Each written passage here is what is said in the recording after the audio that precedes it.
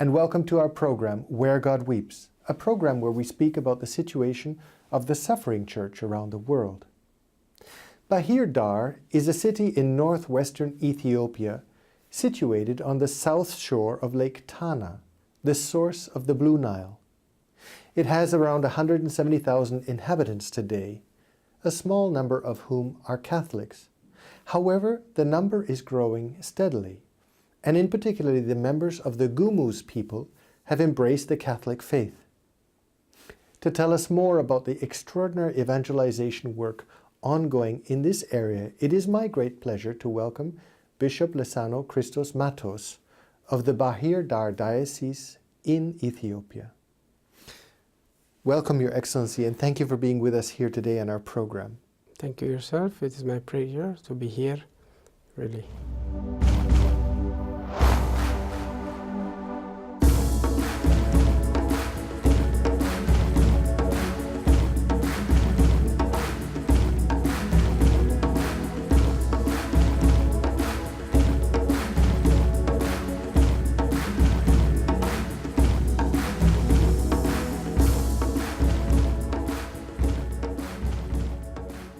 Your Excellency, just a little bit before we talk about the question of new evangelization or evangelization in Ethiopia with the Gumuz people, I wanted to ask a little bit about yourself. You are the eldest of 12 children. Can you tell us a little bit about how you came about with your vocation? How did your vocation story start? It is true that I am the eldest. I am the eldest because the real eldest one died earlier. That's why I'm considered to be the eldest one. And finally, my mother was happy that I became a priest at the very beginning. It may not be that pleasant for her. Why was it not easy for her at the beginning? Yeah, because, you know, as the eldest one, so I can help her a lot. And because we had many children, and it will not be easy for her alone. Not only that, I think I was creative also in doing many things. So for that reason, she wanted to keep me. To have you close? Yeah, to keep me, for that reason, no. But you were, nonetheless, you had a drive, a sense of your own vocation? When would you have said that you had a sense of your own vocation? Yeah, but as such, like a vocation to be a priest, it was been on and off always in my life. But even if directly not for the vocation, but I was attracted to things of the church from my childhood. And my mother, they used to bring me to the church and every time. And also I have been, you know, the first time very much attracted in a rural area when I was visiting my grandfather. And I saw a priest on a mule, so traveling very long trip. It was in Emdeber, around Emdeber place. So I was really impressed by him. So I like a priest on a mule. That was the first seed that I'm attracted. So I attempted also to ask whoever priest I meet, can I become like you? And can I just... So when I was very little, like grade 7, grade 6, so I attempted. But you know, they appreciate my desire, and so I need to wait anyway. So that waiting, so I'm really born and grown up in Addis Ababa, in the town. And so the cathedral was where I was baptized and confirmed, and my seminary, my priesthood, my ministry as a priesthood, and my bishophood, all it was at one parish. In one cathedral. But there was one moment in your story when you made a decision, when you said to the Lord, now I need to know, and you decided to start a prayer, a month of prayer for this question. Yeah. Can you tell a little bit about how this came about? I had a deep desire to become a priest.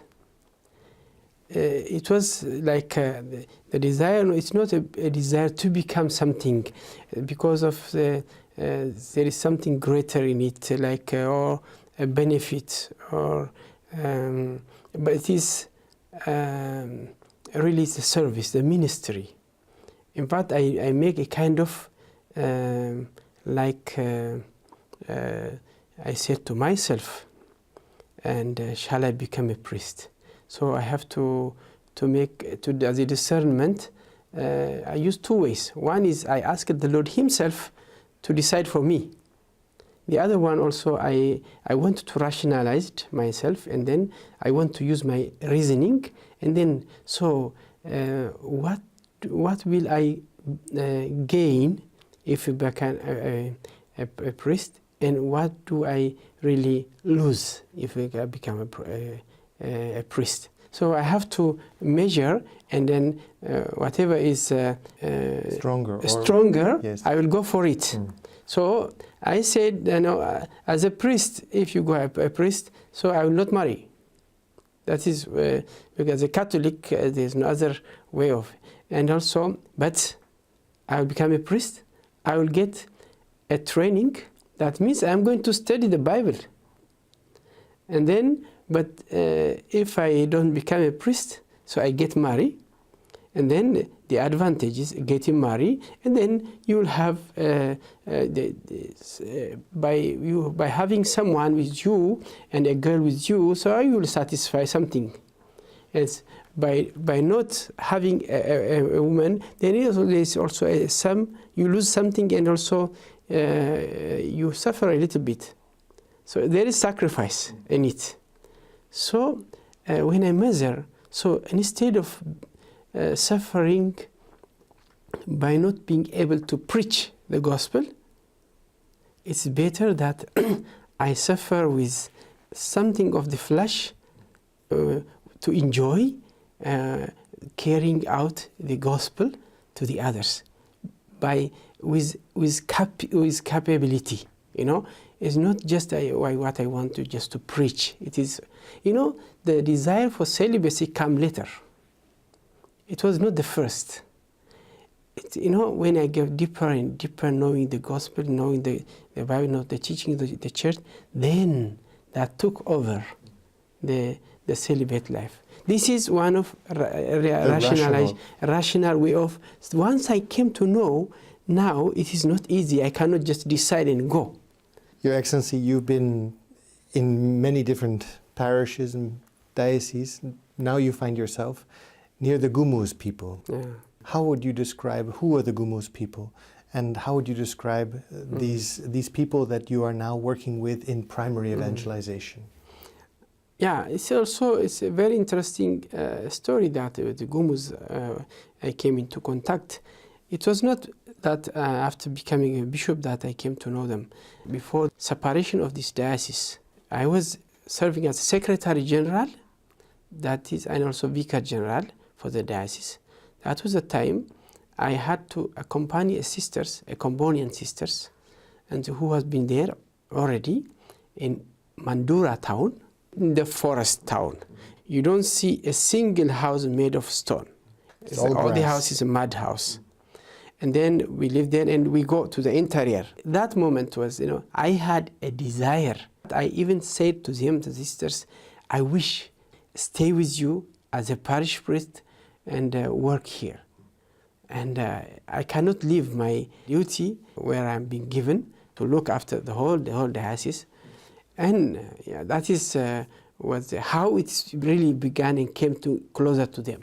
For the sisters, was it dangerous for them to approach these people who had not been approached by, for example, Ethiopians before? Was there a danger for them? It is true, it is a danger for them. Why?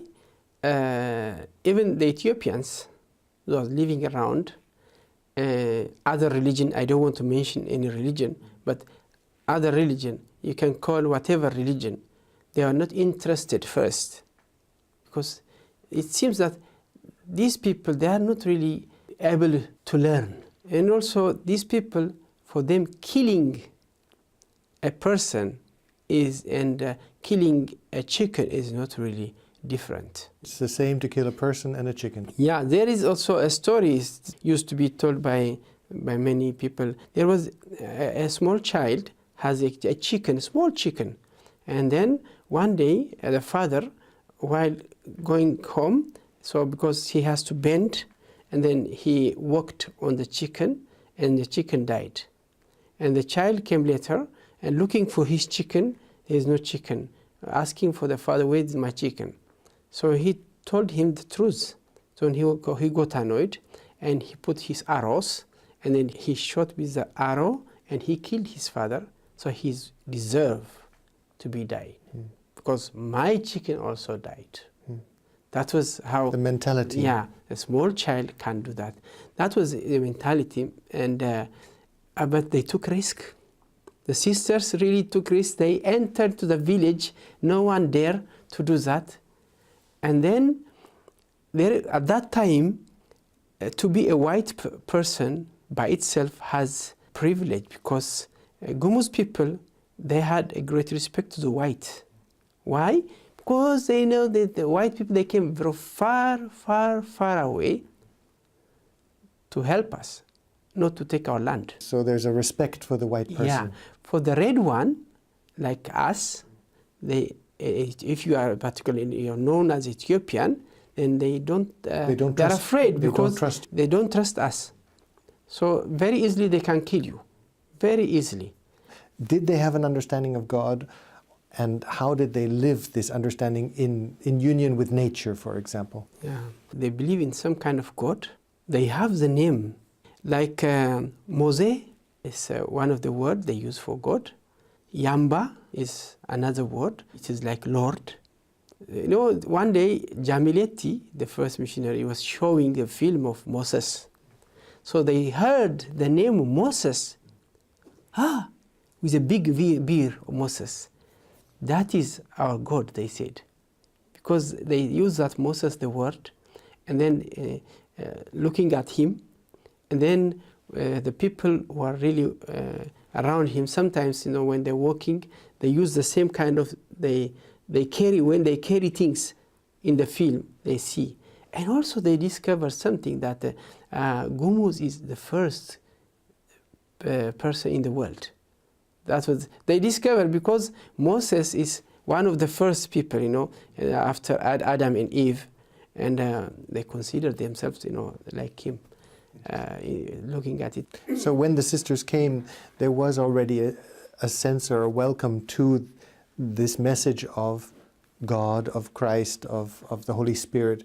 There was already an openness, or there was an understanding of it. Yeah, there is no understanding of the Father, the Son, the Holy Spirit.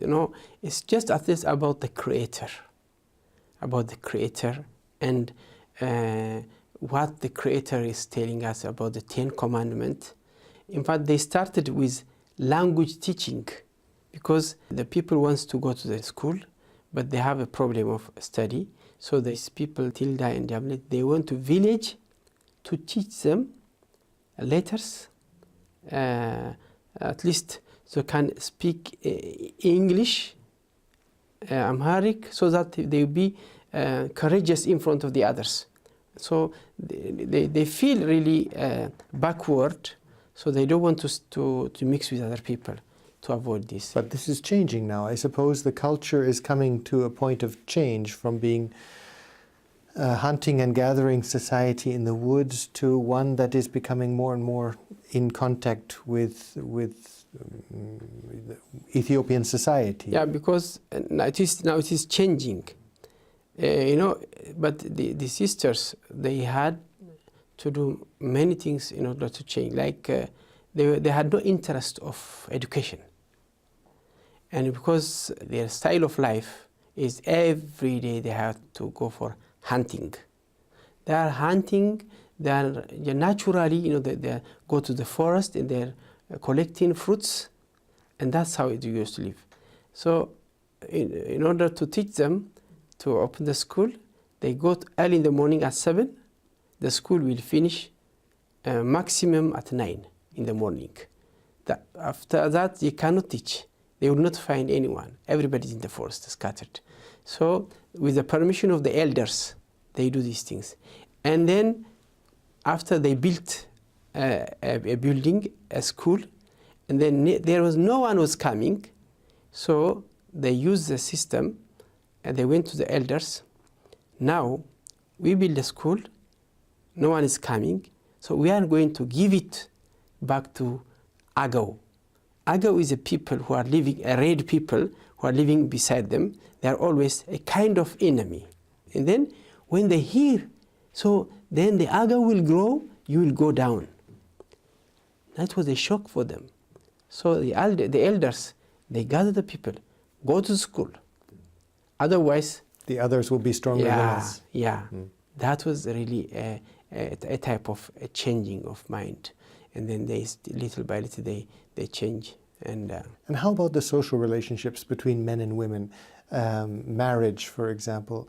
Were there any unique characteristics to these social relationships? Yeah, they have marriage, but they have the exchange marriage, they call it. Exchange marriage. Because if I have to marry somebody else, so maybe she will have a brother, and I need to have a sister to give to him. So we exchange. From one village to the next. Yeah. So if I don't have a sister, I have to ask for my uncle, from my relatives, from my family, the big family, extended family. They give it to me.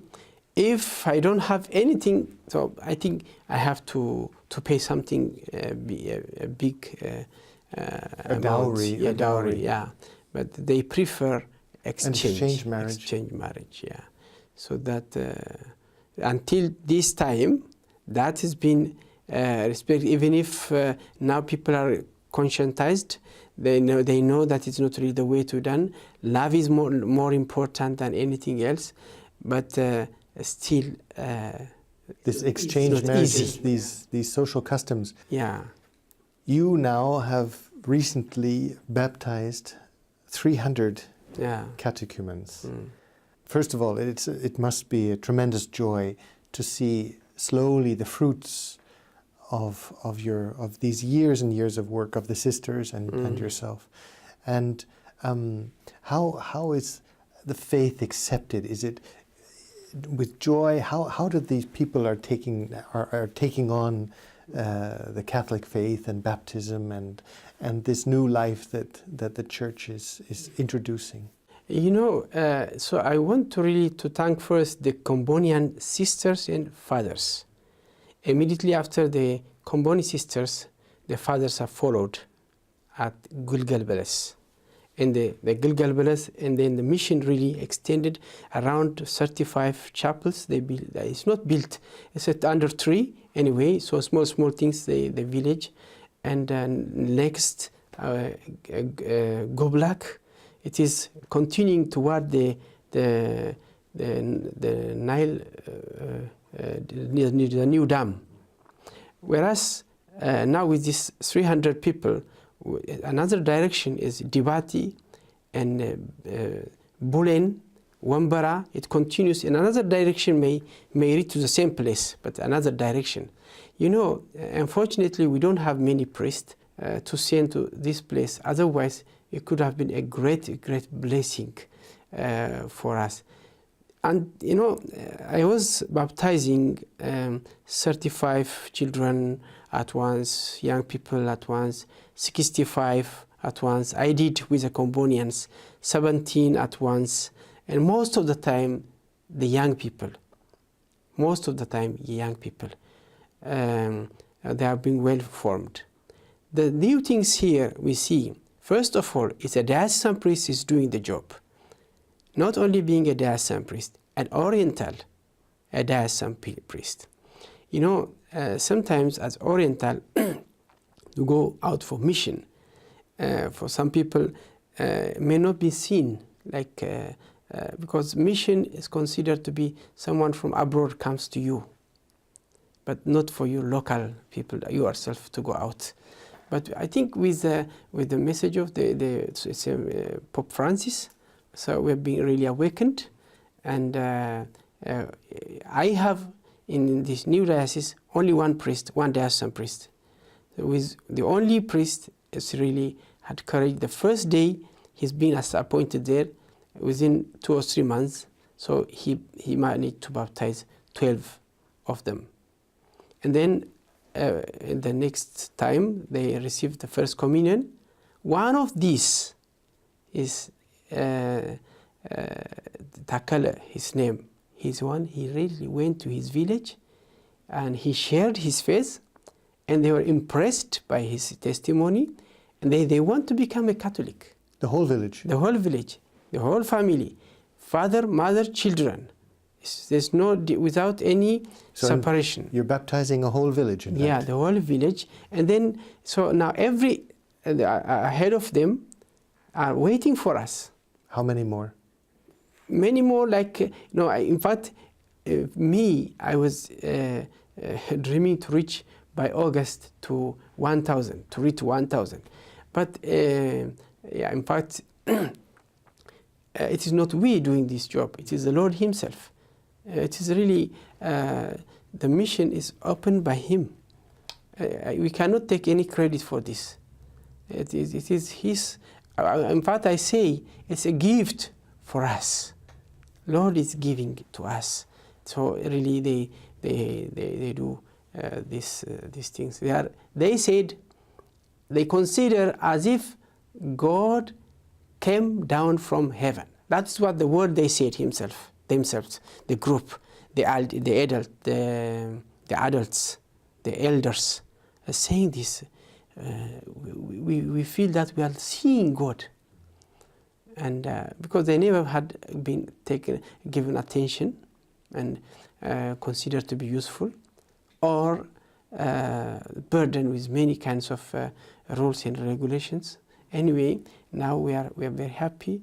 And the church is growing. Yeah, even ourselves, we felt that God came down to us. And it is, it is the reciprocal things. When we serve, we're being served also by the Lord. So it is really, we believe that when God sends you for somewhere, for some mission, and also he will show you that he is with you. As he promised you when you were discerning your vocation at the very beginning. Yeah. Your Excellency, thank you very much for having been with us today in our program. Thank you, yourself. Thank you very much. It was a great pleasure. Yeah, thank you. God bless you. I'm very happy and to share these good things. In fact, when we say good things, it's a good news. Good news. So in a world that we hear many kinds of bad news, in the screen we see many times bad news. Now also we have good news. Yes, we do. God is with us. God is with us. Yeah, thank you. Thank you. And thank you, ladies and gentlemen, for having been with us today in our program, Where God Weeps.